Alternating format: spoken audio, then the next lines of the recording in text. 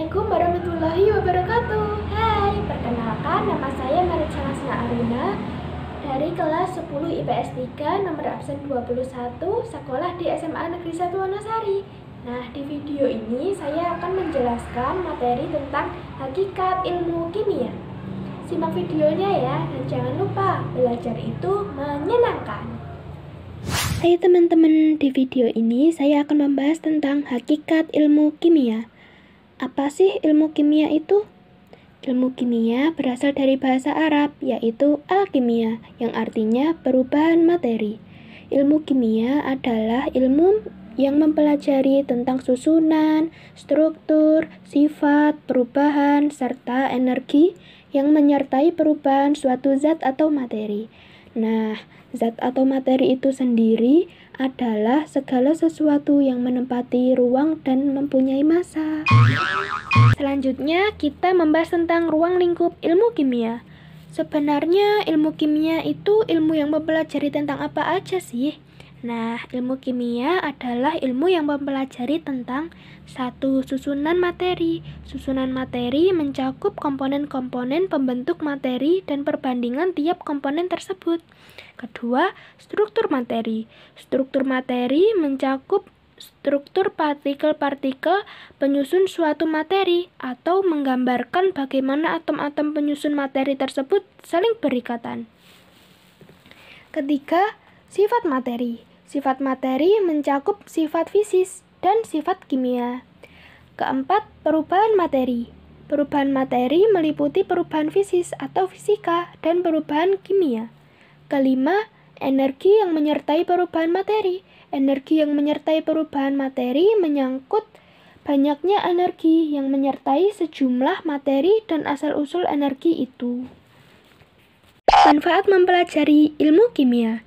Teman-teman tahu nggak sih kalau mempelajari ilmu kimia itu juga ada manfaatnya loh. Nah, manfaat mempelajari ilmu kimia itu meliputi 1. Pemahaman kita menjadi lebih baik terhadap alam sekitar dan berbagai proses yang berlangsung di dalamnya. Kedua, mempunyai kemampuan untuk mengolah bahan alam menjadi produk yang lebih berguna bagi manusia. Dan yang ketiga, membantu kita dalam rangka pembentukan sikap. Cabang-cabang ilmu kimia. Teman-teman, cabang ilmu kimia terbagi atas beberapa jenis, yaitu 1. Kimia analitik. Kimia analitik adalah analisis cuplikan bahan untuk memperoleh pemahaman tentang susunan kimia dan strukturnya. Kedua, biokimia. Biokimia mempelajari senyawa kimia, reaksi kimia, dan interaksi kimia yang terjadi dalam organisme hidup. Yang ketiga, kimia anorganik.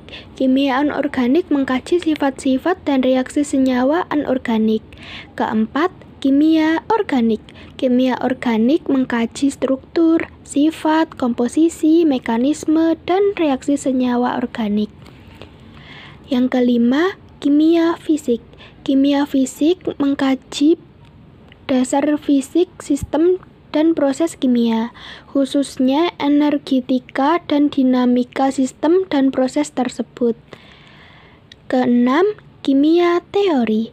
Kimia teori adalah studi kimia melalui penjabaran teori dasar, biasanya dalam matematika atau fisika.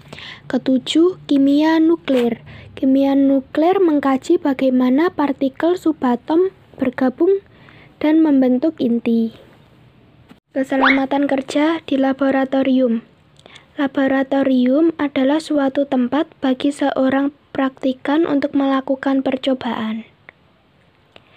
Jenis bahan kimia berdasarkan sifatnya. 1. Mudah meledak. 2. Pengoksidasi. 3. Karsinogenik. 4. Berbahaya bagi lingkungan. 5. Mudah menyala. 6. Beracun. 7. Korosif. 8. Menyebabkan iritasi. Siapan kerja di laboratorium.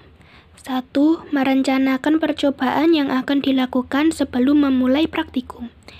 2. Menggunakan peralatan kerja seperti kacamata, jas praktikum, sarung tangan, dan sepatu tertutup. Ketiga, bagi wanita yang berambut panjang diharuskan mengikat rambutnya. Keempat, dilarang makan, minum, dan merokok. Kelima, menjaga kebersihan meja praktikum dan lingkungan laboratorium. Keenam, membiasakan mencuci tangan dengan sabun dan air bersih terutama sehabis praktikum. Ketujuh, bila kulit terkena bahan kimia, jangan digaruk agar tidak menyebar. Kedelapan, memastikan bahwa keran gas tidak bocor sewaktu hendak menggunakan bunsen. Kesembilan, pastikan bahwa keran air selalu dalam keadaan tertutup sebelum dan sesudah melakukan praktikum. Beberapa fasilitas mutlak yang harus ada di laboratorium antara lain adalah 1. Safety shower. Safety shower berfungsi sebagai sarana pengaliran air bagi kondisi kritis tertentu. Kedua, bak cuci. Bak cuci berfungsi sebagai sarana pencucian peralatan dan pekerja. Ketiga, lemari asam. Lemari asam berfungsi sebagai tempat bekerja khususnya saat proses pencampuran bahan kimia berbahaya. Keempat, eye-washer. Eye-washer merupakan paket khusus pengaliran air pada mata pekerja yang terkena bahan kimia. Kelima, perlengkapan kerja. Perlengkapan kerja terdiri dari baju bekerja atau jas lab, kacamata pengaman, sepatu tertutup, sarung tangan, dan masker. Keenam, exhaust fan. Exhaust fan diperlukan pada ruangan tertentu seperti ruang preparasi atau pada ruang penyimpanan bahan kimia. Ketujuh, pemadam kebakaran. Pemadam kebakaran selain alat pemadam kebakaran ringan atau APAR yang merupakan paket media pemadam kebakaran dalam tabung bertekanan, juga perlu disediakan alat bantu pemadam kebakaran lainnya, yaitu karung goni basah, pasir, dan baju tahan api. Kedelapan, alarm. Alarm berfungsi sebagai komunikasi bahaya. Kesembilan, petunjuk arah keluar ruangan laboratorium. Petunjuk arah keluar ruangan laboratorium merupakan tanda yang dapat memberikan informasi bagi pekerja laboratorium untuk keluar dari ruangan dengan aman dan selamat apabila terjadi bahaya di laboratorium. Terakhir, P3K. P3K yaitu beberapa obat-obatan standar yang harus ada. Antara lain obat luka bakar, plester luka, kapas, antiseptik, kain kasa, dan lain sebagainya. Yang terakhir ada simbol-simbol bahaya di laboratorium. Nah teman-teman, itu tadi video yang dapat saya sampaikan. Jika ada kesalahan dalam berbicara, saya mohon maaf yang sebesar-besarnya ya. Sekian dari saya. Wassalamualaikum warahmatullahi wabarakatuh.